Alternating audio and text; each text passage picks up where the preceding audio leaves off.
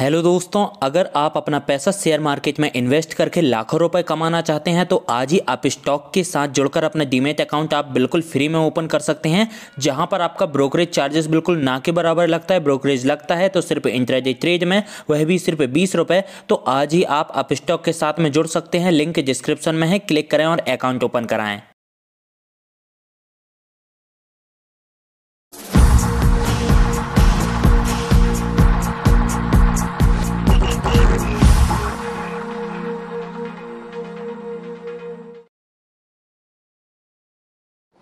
नमस्कार, मार्केट पंचनामा में आप सभी का स्वागत है। मैं हूं सुमित और भारतीय बाजारों के लिए एक्सपायरी से एक दिन पहले का दिन थोड़ा सा रेंज बाउंड कह सकते हैं। आज एक दायरे के अंदर ही निफ्टी कामकाज करता हुआ दिखाई पड़ रहा था, जहां पे मेजरली मार्केट की एक रेंज रही और उस रेंज में ही ट्रेडर थोड़ा बहुत बाइंग जो था वो मिड कैप इंडेक्स में या स्मॉल कैप इंडेक्स में जरूर आता हुआ दिखाई पड़ रहा था, लेकिन मेजरली मार्केट्स के लिए जो आज मूव था वो सीमित दायरे के अंदर कामकाज करता हुआ ही दिखाई पड़ रहा था।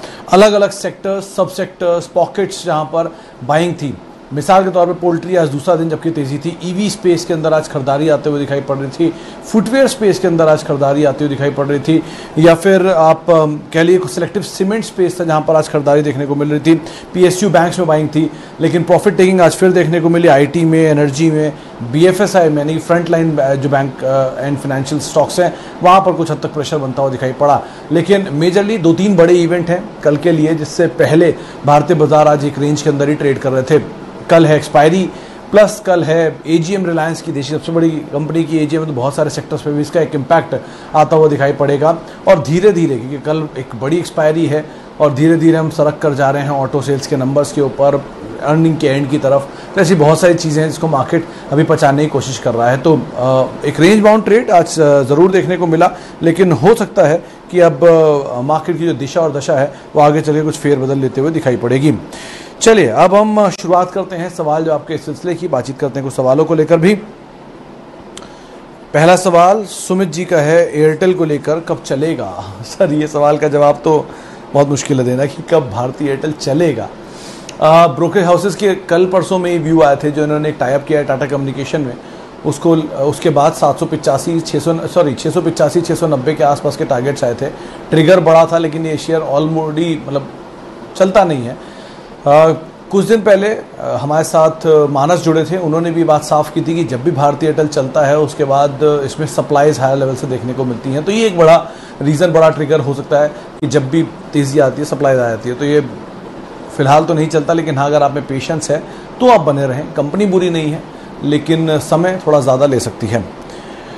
अच्छा, गुड्डू कुमार का सवाल है, 3i इन्फो लिखा है शायद, 1000 शेयर 5 रुपये के दाम पे। गुड्डू जी, अगर आपने यही सवाल पूछा है कि मैं आपकी स्पेलिंग से समझ नहीं पा रहा हूँ, लेकिन फिर भी अगर आपने 3i इन्फोटेक पे ही शेयर ले रखे हैं तो अभी तो आप मुनाफे में हैं। 11 रुपये, 10.5-11 रुपये की रेंज में शेयर चल रहा है, आप बने रह सकते हैं। अच्छा खासा मुनाफा है आपको। और दूसरी चीज़, डेवलपमेंट्स हैं काफ़ी सारे। 2 दिन से जो बिकवाली है वो श्रेय इंफ्रा को शेयर बिक रहे हैं बाजार में, जिसकी वजह से शेयर में बिकवाली देखने को मिल रही। कल उन्होंने 85 लाख शेयर बेचे थे और आज भी शायद उनकी तरफ से कुछ सेलिंग आती हुई दिखाई पड़ेगी शाम तक। तो ये थोड़ी फंड सेलिंग है जिसकी वजह से प्रेशर है, लेकिन नियर टर्म सिचुएशन थोड़ी सी बेटर हो रही है नंबर्स वाइज और आउटलुक वाइज। डेट को उतारा है, एक बिजनेस बाकी है, तो आप बने रह सकते हैं। ऐसा कोई दिक्कत नहीं है। थोड़ा ये ओवरहैंग रहेगा, ऊपर नीचे करेगा स्टॉक, लेकिन आप बने रहिए, कोई इशू नहीं है। अच्छा, आगे बढ़ते हैं। एसबीआई कार्ड 2 साल के लिए, एक और सवाल इनफैक्ट एसबीआई कार्ड पर आया था। 50 शेयर हैं हरीश जी के पास और गोपाल दास स्वामी साहब का भी यही सवाल है। और अच्छा देखिए, एसबीआई कार्ड को लेकर सर, पहली चीज़, SBI card listed card credit card space की इकलौती कंपनी है। दूसरा जो नाम है वो एचडीएफसी लाइफ है, एचडीएफसी बैंक है, लेकिन वो एचडीएफसी बैंक के अंदर आता है, एक डिवीज़न है उनके कार्ड का। सबसे बड़ा लिस्टेड स्पेस में मार्केट शेयर है 20% के आसपास। ओवरऑल में सेकंड लार्जेस्ट मार्केट शेयर है, करीब 38% का मार्केट शेयर, 32% का एचडीएफसी बैंक के पास है, लेकिन एचडीएफसी बैंक को नए क्रेडिट कार्ड इशू करने की परमिशन नहीं है। तो ऑब्वियसली एसबीआई कार्ड के पास अभी भी बड़ी अपॉर्चुनिटी दिख रही है। अच्छा, अब बिकवाली क्यों है? बिकवाली इसलिए कि कार्लाइल ने ऊपर कुछ स्टेक बेचा है अपना ब्लॉक डील के जरिए 2 दिन पहले, तो थोड़ा ओवरहैंग रहेगा इसका, कुछ दिन तक रहेगा। आप मान के चलिए 15-20 दिन, 1 महीना शायद ये ओवरहैंग रहे अभी। उसके बाद धीरे धीरे ये ओवरहैंग खत्म होना शुरू होगा। तो थोड़ी सप्लाई बढ़ी है, इसलिए बिकवाली आई है, वैसे कंपनी बुरी नहीं है, बस यही एक हमेशा कंसर्न रहेगा कि हर ऊपर के लेवल पे अगर इक्विटी बिकने आती है तो शेयर में यानी फ्लोट बढ़ा देगी और ट्रबल क्रिएट कर सकती है। तो अकॉर्डिंगली आप यहाँ कॉल लीजिएगा, समय देंगे तो आप ज़रूर बने रहिए। हाउसेस व्यू 1300 रुपये के आसपास के हैं। अच्छा, Avanti feeds Aarti drugs long term, Hardeep Singh साहब का सवाल है।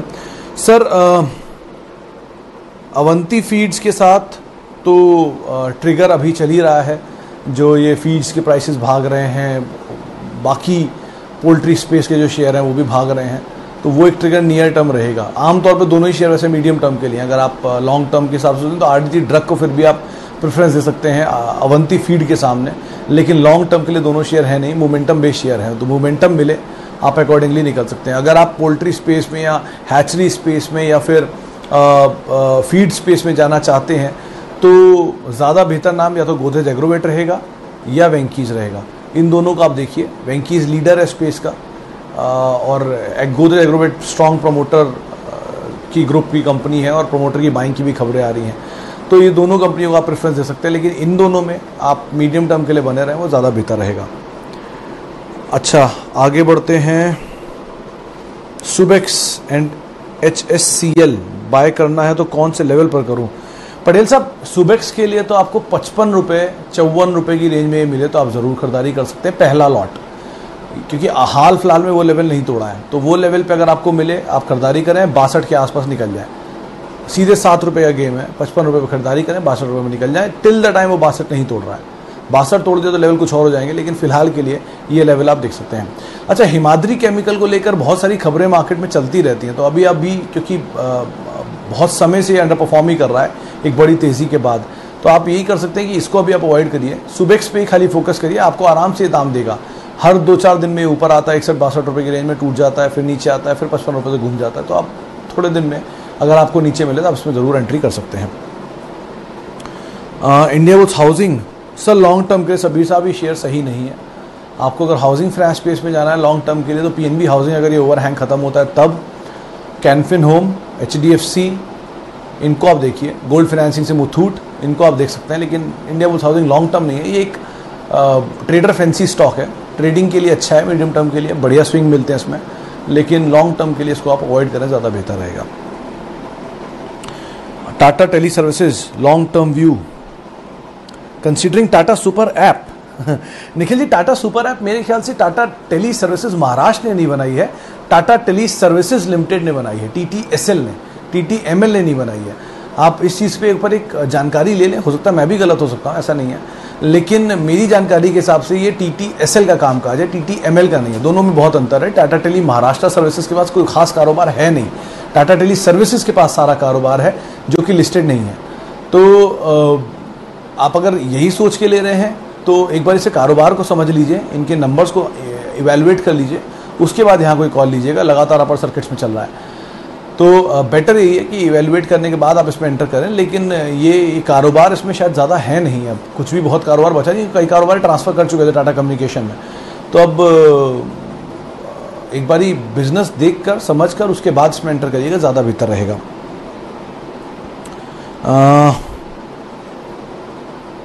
हाइकल बाय करना है तो कौन से लेवल पर बाय करूं? सर एक अल्पेश जी, कल एक सवाल, यही सवाल आस्था जैन से पूछा था शाम को 7:30 के शो में, और आस्था ने हाइकल को एक प्रिफर्ड पिक के तौर पे बोला था। उन्होंने कहा था 145-46 रुपये की रेंज में आप खरीदारी कर सकते हैं, अगर मैं गलत नहीं हूँ तो, मतलब मौजूदा दाम से उन्होंने 10-12 रुपये नीचे तक आप इसको देख सकते हैं, और टारगेट तो 200 प्लस के भी दे रही थी, तो आप बाय कर सकते हैं अकॉर्डिंगली, लेकिन थोड़ा नीचे मिले तो ज़्यादा बेहतर रहेगा। अच्छा, सुभाष आहूजा साहब पूछ रहे हैं कि GTL और GTL इंफ्रा लगातार सर्किट से बंद हो रहे हैं। सुभाष आहूजा साहब, अगर आप पुराना इतिहास देखेंगे तो मेरी याददाश्त में एक ही दिन में सबसे बड़ा फॉल GTL लिमिटेड में आया था। 3300 रुपये का ये शेयर होता था और क्रैश करके 300 रुपये आ गया था, फिर 300 रुपये से क्रैश करके ये दामों के आसपास से पहुंच गया है। GTL और GTL इंफ्रा की सिचुएशन तब से आज तक सुधरी नहीं है। इन स्पेस में मतलब ये बुल मार्केट के सारे शेयर होते हैं जहाँ पर खबरें भी आती हैं और जहाँ पर सिनेरियो, मूड, माहौल, बज़, SMS ये सब फ्लोट होने शुरू हो जाते हैं, सब फंडामेंटल अच्छे दिखने शुरू हो जाते हैं, तो ऐसी कंपनीज को अवॉइड करिए।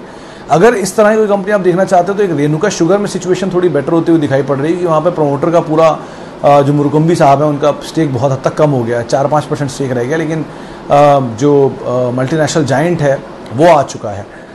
मैं विल्मर की बात कर रहा हूँ, वो आ चुके हैं पूरी तरह से अब कंपनी के अंदर, और आगे चल के अगर वो पूरी तरह होल्डिंग ले लेते हैं तो इकलौती शुगर मल्टीनेशनल बनेगी। तो सिचुएशन सिनेरियो बदल रहा है, नंबर्स भी अवेटेड है 25 तारीख को, तो कुछ चीज़ें वहाँ देखिए, लेकिन जीटीएल इंफ्रा को अवॉइड करिए। कोई ऐसी सो फार न्यूज़ नहीं है मार्केट में, बस यही है कि बज़ हैं, अलग अलग बज़ बाजार में चलती हैं, अलग अलग छोटे पेनी स्टॉक्स को लेकर। सुजलॉन भी आगे इस तरह की पिक्चर में, और आप विकास WSP ऐसे शेयरों को भी देख सकते हैं चलते हुए। तो हर शेयर ही चल रहा है इस समय, तो अवॉइड करिए, ज़्यादा बेहतर है।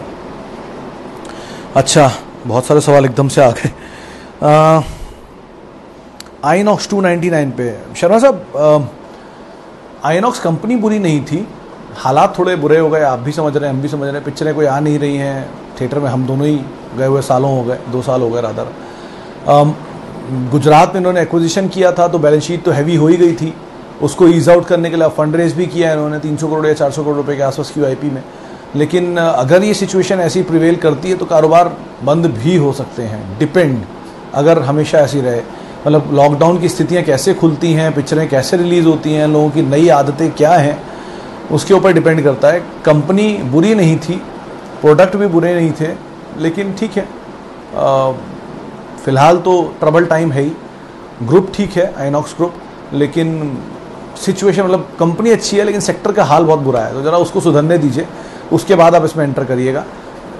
नंबर्स सब कुछ है, लॉस मेकिंग है, लॉस ईज आउट ना हो, प्रॉफिट में ना कन्वर्ट हो, तब तक के लिए आप इसमें ना एंटर करें, ज़्यादा बेहतर रहेगा। NMDC पे शर्मा साहब, इसमें आज ब्रोकर ग्रुप में बात हो रही थी कि NMDC का जो ओवरहैंग है वो ख़त्म हो गया। एक तो OFS का ओवरहैंग था, नंबर्स का ओवरहैंग भी ख़त्म हो गया है, तो अभी एनालिस्ट कॉल के बाद रिपोर्ट्स आई नहीं हैं, तो वो आना बाकी हैं। एक बार ही वो थोड़ा सा ईज आउट हो जाए, थोड़ा सामने आ जाए सिचुएशन क्या है, और थोड़ा समय और दे दीजिए ये ओवरहैंग को ख़त्म होने में। ओवरहैंग खत्म हो जाए तो आप ज़रूर इसके अंदर एंटर करिए। ये नीचे की तरफ अगर आपको मिल जाए तो बहुत बढ़िया जेम है। ऐसे समझिएगा कि 11% 12% की यील्ड जैसी बैठे तो आप ये स्टॉक भरना शुरू कर दीजिए, एक्यूमुलेट करना शुरू कर दीजिए। आज सुबह प्रकाश दीवान साहब थे, उन्होंने भी ये बात कही थी कि ये शेयर तो आपको नीचे के दाम पे मिले हैं, ज़्यादा बेहतर है कि जितना नीचे आप इसे लेंगे उतनी बेहतर डिविडेंड यील्ड होगी। सरकार सबसे बड़ा स्टेक ओनर है, सबसे ज़्यादा डिविडेंड सरकार के पास जाता है, तो ऑब्वियसली सरकार को डिविडेंड देती रहेगी, और सरकार को डिविडेंड मिलेगा तो आप भी पाएंगे। बेटर है, नीचे के दाम पे मिलेगा तो अच्छा यील्ड बनेगा, वहाँ पर आपको डिविडेंड मिलेगा, तो आप ऐसे इसमें कॉल लीजिए, ज़्यादा बेहतर है। अभी फंस गए हैं तो आप वेट कर सकते हैं।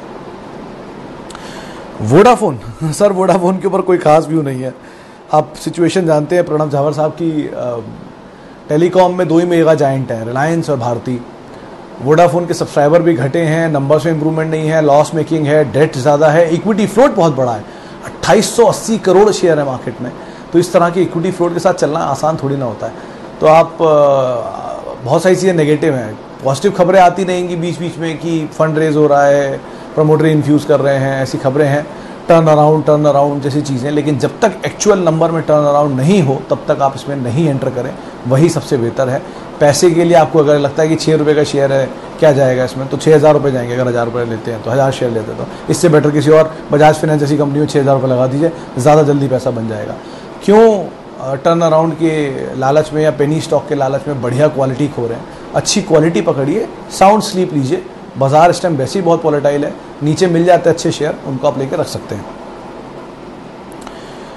CESC पर सर, CESC में रिसेंटली कॉर्पोरेट इवेंट था, शायद बोनस आया है या स्प्लिट आया है, आई गेस इन दोनों में से एक स्प्लिट आया, शायद 2 शेयर पर 1 शेयर का एक स्प्लिट है।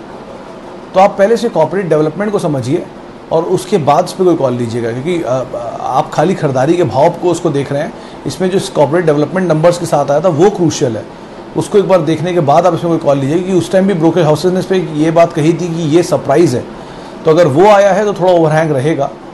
आप पहले स्प्लिट को ले लीजिए या बोनस जो भी है उसको ले लीजिए और उसके बाद इस पर बात करें, ज़्यादा बेहतर रहेगा। अभी कुछ भी कहना काफ़ी मुश्किल है। वेल्सपन कॉप की अगर आप बात कर रहे हैं ओम गौतम साहब, तो वेल्सपन कॉप में सर अभी तो 151-52 रुपये चल रहा था सुबह, तो जो मैंने भाव देखा था। नोट बाजार में काफ़ी फ्लो कर रहा है, इसमें अच्छे ट्रिगर को लेकर कुछ बायबैक की भी खबरें हैं 200 रुपये के आसपास। तो अभी तो आप फिलहाल होल्ड कर सकते हैं, अभी खरीदारी भी नीचे के दाम पर है, प्रॉफिट आपको मिल जाएगा, आप बने रहिए, कोई दिक्कत नहीं है। अच्छा, बाटा लॉन्ग टर्म, अरे वीरेंद्र कुमार त्रिपाठी साहब, सबको पता है बाटा की स्थिति क्या है। 100 साल पुरानी कंपनी है, ऐतिहासिक कंपनी है, इनफैक्ट इंडिया की कंपनी भी नहीं है, मल्टीनेशनल है अगर आप जहाँ समझते हो उसे तो, और लीडर है अपने स्पेस में। आज फुटवेयर स्पेस में तेजी आई भी थी, स्लो मूवर भले ही है लेकिन मल्टीनेशनल जाइंट है, आपके लिए कोई ट्रबल नहीं है। डिविडेंड पेइंग कंपनी है, अच्छी कंपनी है, कंसिस्टेंट ग्रो करती है। आप समझ लीजिए कि जूतों स्पेस में या फुटवेयर में मारुति है, तो इस तरह की कंपनी को आप भूल नहीं सकते। पोर्टफोलियो का हिस्सा बनाइए, लॉन्ग टर्म में रखिए, आपके भाव से नीचे आए एवरेज करिए, खरीदारी करिए, होल्ड करिए, कोई दिक्कत नहीं है इसमें। अच्छा आगे बढ़ते हैं। BEL सर, ये राजीव जी, आज अभी मैं कुछ देर पहले कुछ जानकारों के साथ बैठा था तो उन्होंने इस पे बड़े सॉफ्टवेयर्स के अंदर ये निकल के आ रहा था share, multi year breakout and all हो रहा था इसमें। खैर, लेकिन अगर फंडामेंटल ट्रिगर पे देखेंगे तो 3-4 दिन में बहुत चला है शेयर। नंबर्स थे उस पर चला, आज कॉन कॉल थी उस पर चला, कुछ देर पहले एक डिफेंस की खबर आई थी उसके ऊपर भी चला। तो ये कई चीज़ें हैं इस पर चला है। कल इसके ऊपर रिपोर्ट्स भी आ जाएंगी, आज की कॉन कॉल हुई है तो वो शायद टॉप बनता हुआ दिखाई पड़े। तो अगर मतलब ऑप्शंस में अगर समझाने की कोशिश करूं तो दूर की कॉल बेचकर इसमें आप ज़्यादा पैसा कमा सकते हैं मीडियम टर्म में। लॉन्ग टर्म के लिए कुछ भी कहना मुश्किल है, सरकारी कंपनी है, ओवरहैंग रहता है हमेशा वो स्टेक सेल का। लेकिन मीडियम टर्म में एटलीस्ट आप फिलहाल तो बने रहें, लेकिन ज़रा कॉशियस हो जाइएगा क्योंकि हो सकता है 2-4 दिन बाद में प्रॉफिट टेकिंग आ जाए, तो बड़ा संभल के ट्रेड करिएगा।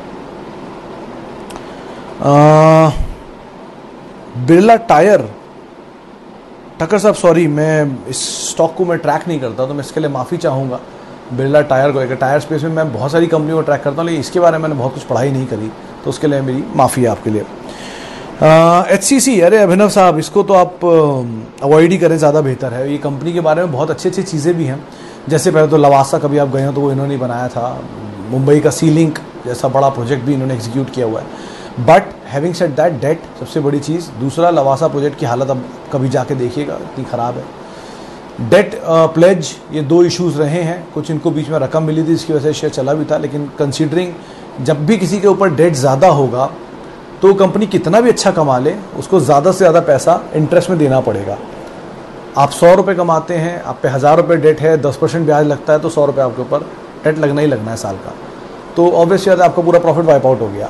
तो जितना ज़्यादा डेट उतना प्रॉफिट कम, उतनी EPS कम, उतना PE ज़्यादा, और धीरे धीरे करके लॉस, ये एंड में होता है। तो बेटर अवॉइड, सबसे अच्छा है सिंपल अच्छी इंफ्रास्ट्रक्चर स्टॉक लीजिए और उनके साथ रहिए, सबसे बढ़िया है। सर, प्रिंस पाइप आप होल्ड कर सकते हैं अजय जी, कंपनी बुरी नहीं है लेकिन टाइम दीजिए थोड़ा तो पैसा बन सकता है। वैसे कंपनी बुरी नहीं है, भागा है, वैल्यू महंगी है, लेकिन नीचे की तरफ फ्लोट नहीं है क्योंकि बाजार में, और अगर अच्छे नंबर देती गई तो बढ़िया PE भी मिल जाएगा, तो कोई दिक्कत नहीं, बने रह सकते हैं। रिलायंस के लिए सर पटेल साहब सीधा सीधा जवाब है कि आप कल AGM है, कल बहुत सारे मेगा अनाउंसमेंट हो सकते हैं, कुछ बढ़िया अनाउंसमेंट भी होंगे।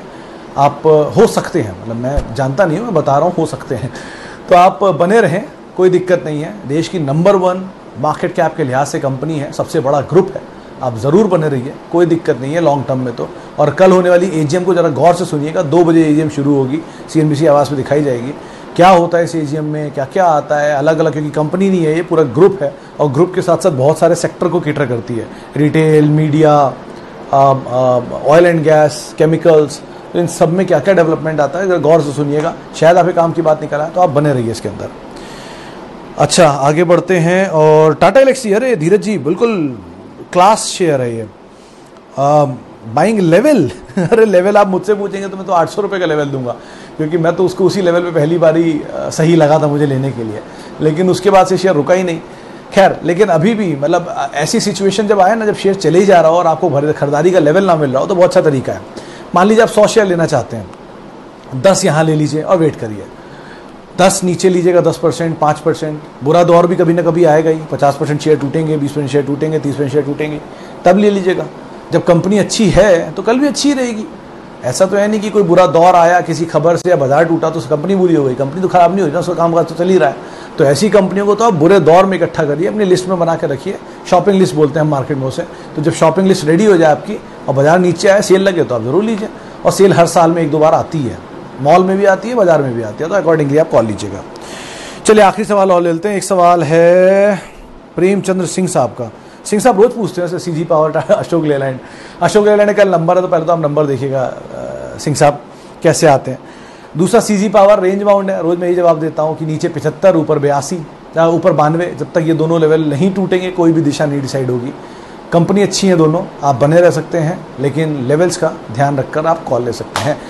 चलिए फिलहाल इतने ही सवालों को मैं शामिल करूंगा। माफ़ी उन सभी लोगों से जिनसे हम बातचीत नहीं कर पाए, बहुत बहुत शुक्रिया उन सभी लोगों का जिन्होंने आज हमसे सवाल पूछे। कल आपसे फिर यही मुलाकात होगी, लेकिन कल बड़ा इवेंटफुल दिन है, एक्सपायरी है, रिलायंस की एजीएम है, तो बहुत कुछ हो सकता है बाजार में, इसलिए ध्यान से संभल कर स्टॉप लॉसेस के साथ अपनी पोजीशंस को आप ट्रेड करिएगा। नमस्कार, आप मेरे साथ जुड़ सकते हैं @सुमित रिसर्च मेरा ट्विटर हैंडल है।